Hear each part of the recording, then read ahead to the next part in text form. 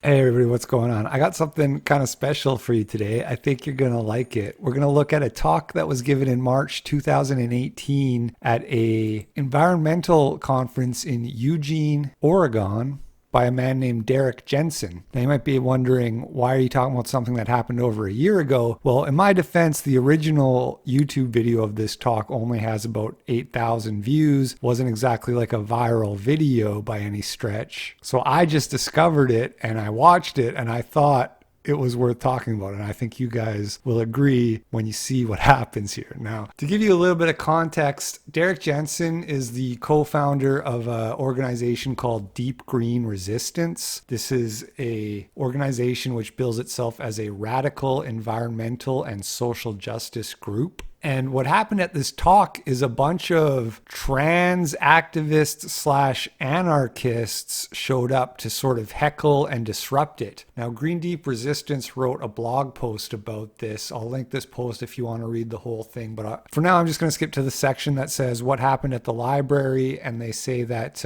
Derek held a public talk at the Eugene Public Library. His talk, which was about the destruction of the planet and the patriarchal violation imperative, was met with such vocal threatening hostility that Derek was forced to hire security from a private local security firm. Throughout Derek's talk, a cohort of disruptive individuals shouted at and disparaged the speaker, rushed the stage, released fart bombs, coughed loudly, and ultimately made so much noise that they violated the library's free speech policy. In response to these escalating juvenile violations of Derek's right to speak and the audience's right to hear his talk, library security called the police. The police then removed several disruptive individuals who violated library policy, refused to leave when asked, and therefore were trespassing. So apparently these people got arrested eventually. Now, I thought I would try to find the other side of this, and I was able to pull up an article in the Eugene Weekly titled "What's Up with Derek Jensen?" And then it says anarchist John Zernin weighs in on environmental speaker controversy. Now, I have to say this article is pretty bad. It does a lot of poisoning the well, where it basically calls the guy an asshole, says that he demands to get paid too much and stuff like that. And then at the very end, it says that he aligned himself with some other person who is really transphobic, whatever that means. It's not a very convincing case that they build, but I will link it if anybody wants to read it for themselves. But the more interesting part is that it talks about how this guy knew Derek back in the 90s. They were all into anarchy, and Derek, I guess, over time grew away from anarchy. And so it seems like that's where some of the rift is. Like, he started to criticize anarchy. He saw problems within that community when he was a part of it. And so now there's like animosity between him and the anarchists. And then this Deep Green Resistance organization is a radical feminist organization, which, if you don't know, if you're not familiar with radical feminist theory, they're gender critical, which means that they take the quote unquote radical position that men are men and women are women, and a man can't become a woman just by wishing it so. That's the radical position. The normal feminist position is that you can be whatever your heart tells you, little Timmy. But so that's where the animosity comes from, just so you know. So now I'm going to play you a little bit of the start of the talk where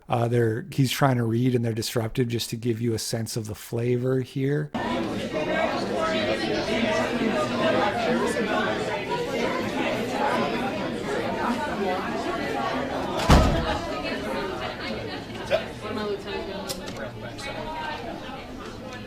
You know, I need to, before I start reading about the murder of the planet, which is what I'm here to talk about, I need to profoundly apologize. And I am sorry that I have not run everything that I've ever written by the Anarchist Central Committee.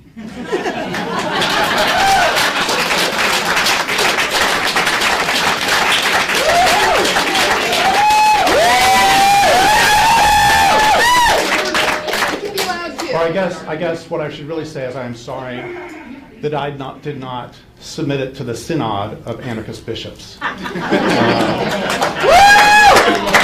make sure that I am not committing any heresy against the cult of anarchism. I profoundly apologize.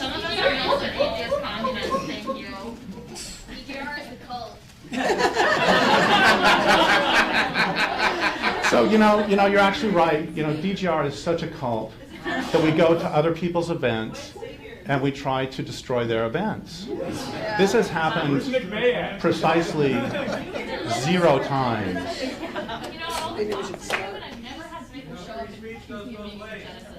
Yeah, it's weird, huh? Yeah, it's weird. I never called you Genesis either.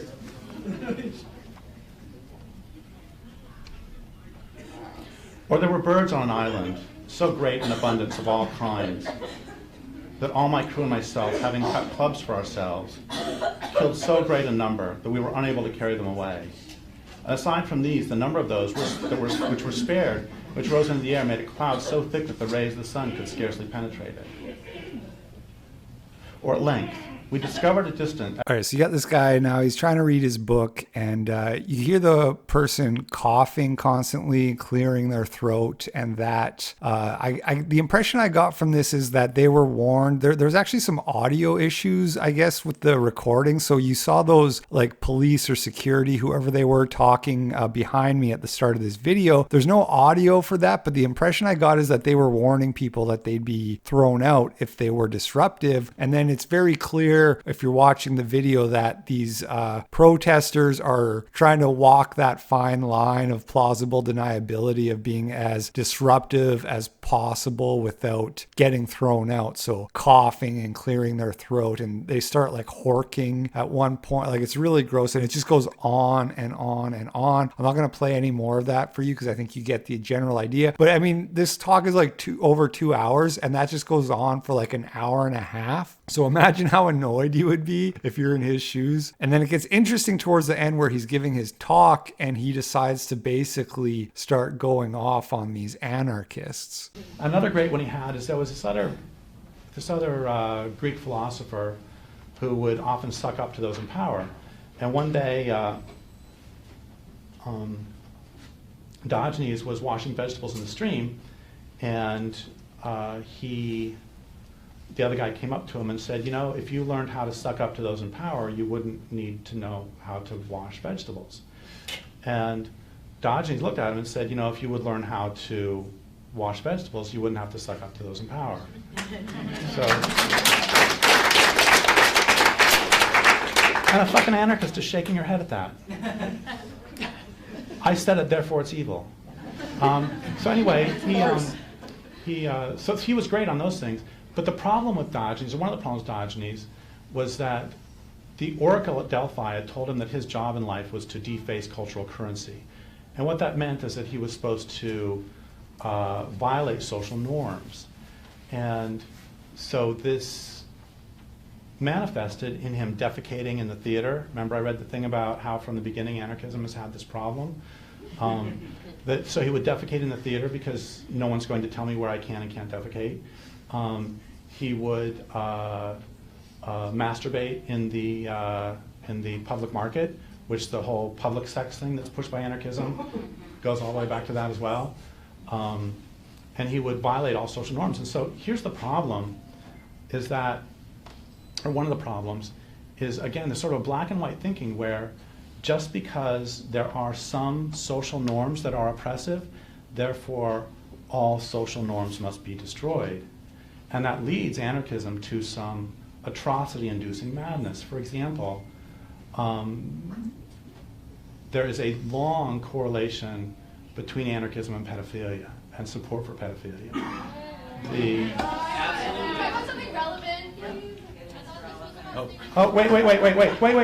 That's a beautiful line. Thank you so much for asking. How about something relevant? I've been talking about rape culture all day, and pedophilia and the support of pedophilia is not rape culture? He's a rape victim. And I stand with him to anybody that's against him because I'm a rape victim by another rape man. Okay? So just because I'm big and just because he's big doesn't make us rapists. We're survivors. Okay? And I'm here to listen to him. Okay. Thank you. Okay, so actually, it seems you're acting like this is a spurious connection. So we're going to play Jeopardy. We're going to play queer theory. We're going to play queer theory, pedophilia, Jeopardy. Are y'all motherfuckers ready for some queer theory, pedophilia, Jeopardy? I hope you're ready, because this is the good part. I hope you haven't zoned out on me. I hope you haven't tuned out, because it's about to get good. Okay, answer. commonly called the godfather of queer theory.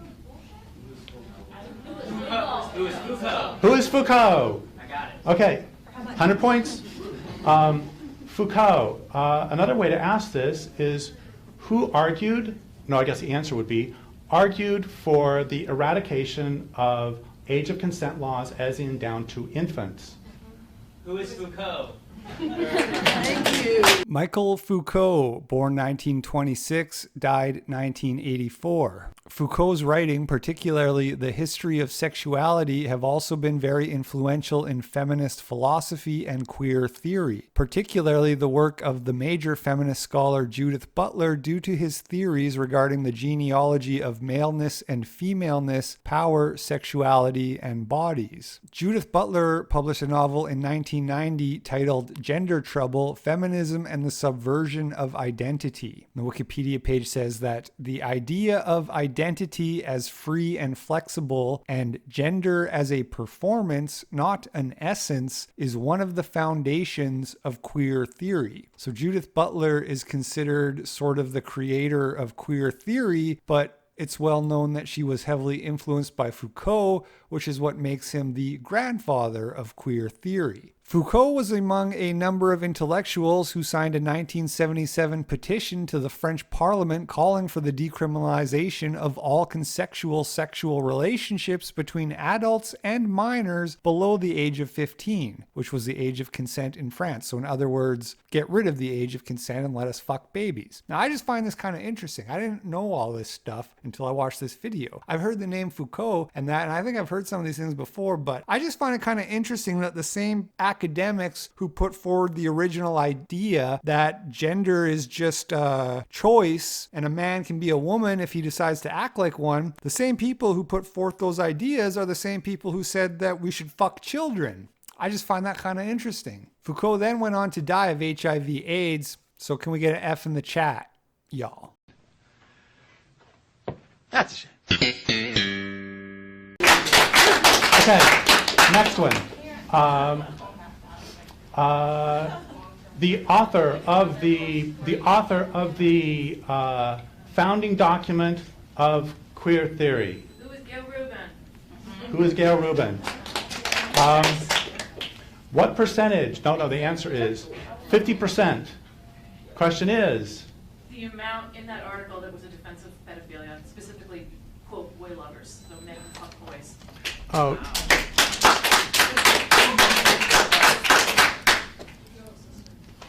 And since you're not believing me, quote, this is in the founding document of queer theory. Like communists and homosexuals in the 1950s, boy lovers are so stigmatized that it is difficult to find defenders of their civil liberties, let alone for their erotic orientation. That's in the founding document of queer theory. Oh, I'm sorry, I'm using facts. Gail Rubin. The Wikipedia page actually presents Gail Rubin's views on pedophilia very neutrally, simply saying that she discussed those topics essentially. But if you do a quick Google search, it's not hard to confirm what Derek Jensen is saying in this video. Here's an article from Newsmax that was published in 2004. U.S. Santa Cruz professor Gail Rubin calls the government's crackdown on child molesters a savage and undeserved witch hunt. Intolerance of pedophilia, she claims, has more in common with ideologies of racism than with true ethics. Rubin advances these opinions in the first essay of the Lesbian and Gay Studies Reader, where she writes, "Boy lovers are so stigmatized that it is difficult to find defenders for their civil liberties, let alone erotic orientation. Consequently, the police have feasted on them. Local police, the FBI, and watchdog postal inspectors have joined to build a huge apparatus whose sole aim is to wipe out the community of men who love underage youth." And what the Wikipedia page does do is have a nice list of her honors and awards. So that's cool. A thousand apologies. One must never let facts in the way. Oh, and she also compared, by the way, she compared pedophilia to a preference for spicy food. The thing is, I have never heard of anyone who has to have years of therapy because they ate hot and sour soup. Okay, so up to 200. Now it is pedophilia and queer theory for 300. That would be Author of Macho Sluts. Author of Macho Sluts and Public Sex. Pat Califia. Derek Jensen is an eco-fascist. Did you hear that? Derek Jensen is an eco-fascist. Shut up, bitch. We're talking about Pat Khalifa. Wait. What was it somebody said? Stay relevant. How can you advocate uplift everyone on a social justice platform if you're screwing people? If you are denying people, you want to talk about trying to uplift women because of the rape culture, but you're not going to uplift every single fucking woman, then no, you're exclusionary, you're not a fucking revolutionary, and it's bullshit. Okay, let's talk about Pat Califia. Why don't you respond? Because you can't, because you're a fucking transphobe. This group is wrong. Okay, here's something from one of Pat Califia's books. You know, it's really interesting. It's really interesting that when I actually start talking about the relationship between queer theory and anarchism and pedophilia, that it becomes, they really want to shut me up now. Okay, so here's Pat Califia.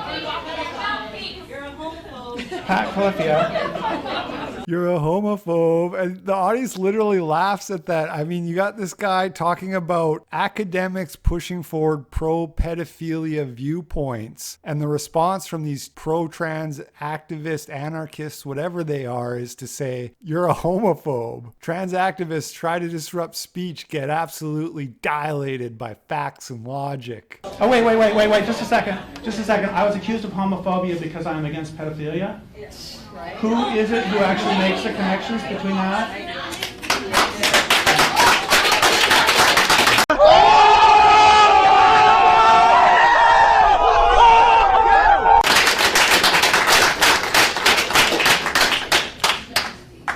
Shoes we're looking for.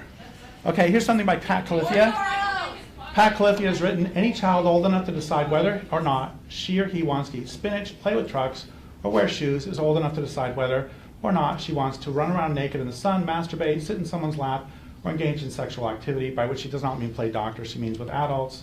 And she's very clear about that because she also says that pedophiles should be more and not less invested in children's lives. Radical transformation. Writer Patrick Califia Rice has long explored the fringes. Now the former lesbian S&M activist is exploring life as a man. Now, this article doesn't really go into Califia's pro-pedophilia stances. It's more of a look how stunning and brave this trans man is kind of thing. But I did find links between this guy and NAMBLA on Wikipedia. And it looks like somebody was upset that Patrick Califia was a keynote speaker at a women's health conference. And this person on the Collegian writes, I have a question concerning the purported women's health conference recently held at Penn State. The keynote speaker, Patrick Califia Rice, is a well-known champion of adult sex and the pedestry group NAMBLA, whose published works include a fictional short story about a lesbian who performs acts of sadism on her 13-year-old daughter. NAMBLA is the North American Man-Boy Love Association, a New York-based group that advocates legalizing sex between men and young boys. The NAMBLA website includes a quotation from Califia attributed to an interview she gave in October 1980 with the homosexual magazine The Advocate. Boy lovers and the lesbians who have young lovers are the only people offering a hand to help the young women and men cross the difficult terrain between straight society and the gay community. They are not child molesters. The child abusers are priests, teachers, therapists, cops, and parents who force their stale morality onto the young people in their custody. Instead of condemning pedophiles for their involvement with lesbian and gay youth, we should be supporting them. One of Califia Rice's books is Macho Sluts, published by Allison Publications, a collection of sadomasochistic erotic fictional short stories. One story, titled Finishing School, is about a lesbian mother who submits her 13-year-old daughter to sadistic homosexual torture. In the story, the mother whips the daughter until she bleeds. Okay, so we're at 300. 400 is the most famous queer theorist of today. Answer. No, it is not Judith Butler. Who is Judith Butler?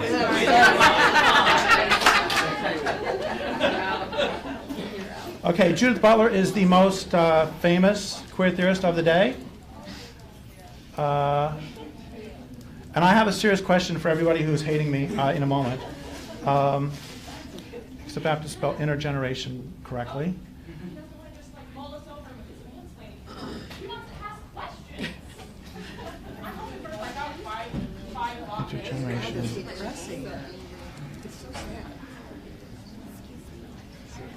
Up. Okay. We see you, all of you supporters here, who do not care about trans people's lives. Every person here supports that you don't. Okay. Here's a great quote from Judith Butler. That's not an argument, that's a bumper Then sticker. it's the fucking truth.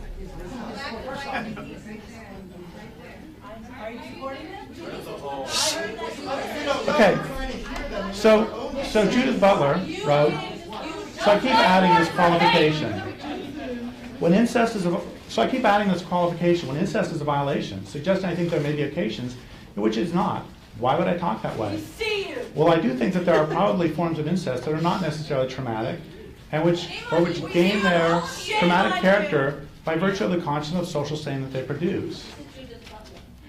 Yeah, that's Judith Butler. That's one of the queer heroes. So we're back to Judith Butler, who we already talked about, and I mistakenly identified as being recognized as the creator of queer theory. Obviously, that's wrong. I think that was something I inferred from something I read on Foucault's page. Judith Butler was heavily influenced by Foucault. That much is true. Remember, Foucault wanted to abolish age of consent laws. Now, here's a few more quotes from Judith Butler I was able to dig up. In her 2004 book, Undoing Gender, Butler wrote, "It is not necessary to figure parent-child incest as a unilateral impingement on the child by the parent, since whatever impingement takes place will also be registered within the sphere of fantasy.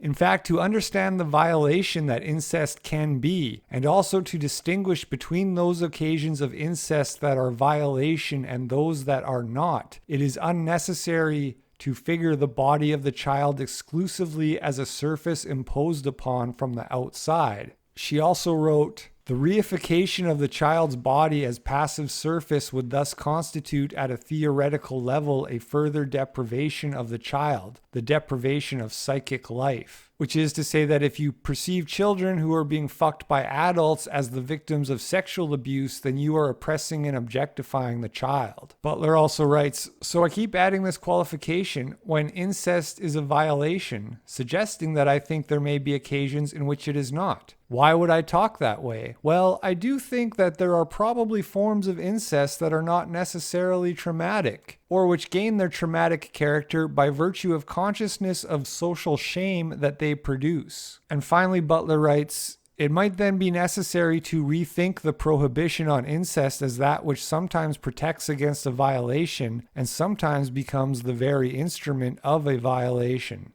Okay, now we have for 500, we have the last one in the queer theory and pedophilia. The answer is queer theorist who has spoken out strongly against pedophilia. Zero. Who is no one. Who is no one, not a single one. Because the entire thing is based on transgressing. Yeah, I know, dear fucking God.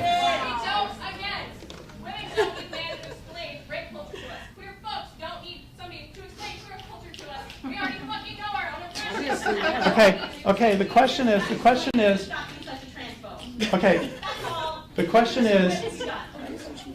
okay, so we have like 2 minutes left, and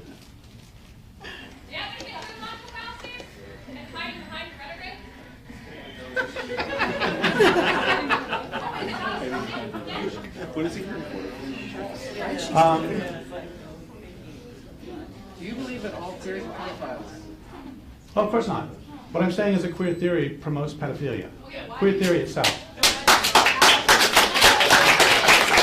And I gave citations from actual queer theorists. Or we could talk about Allen Ginsberg. He has some dreadful lines about how children would get used to our lovemaking if only the adults would stay out of it. Hakeem Bey. Hakeem Bey, for God's sake. So my point is, this is not.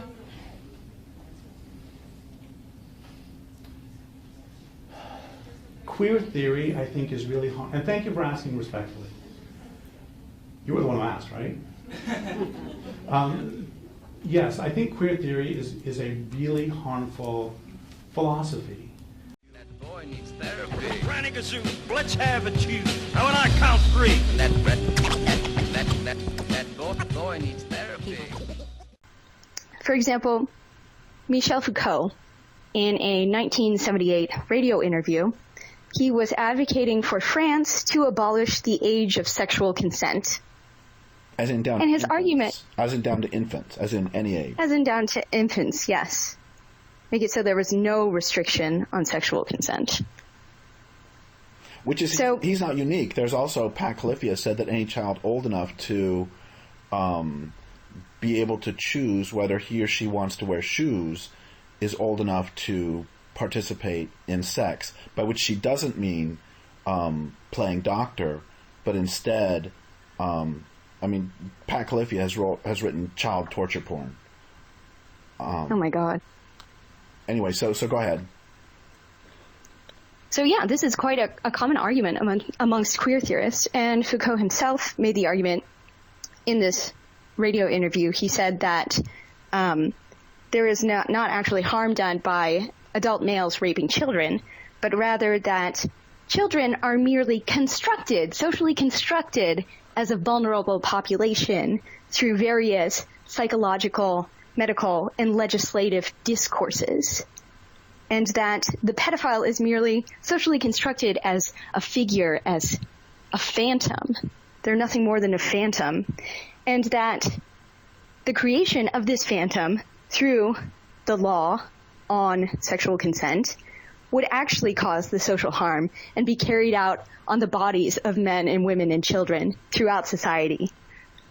So this is what queer theory does. There is no material relations of power or exploitation or harm, but it is merely these phantoms of social norms that are causing the harm, these categorizations of people, the categorization of the pedophile or the BDSM or the sadist even.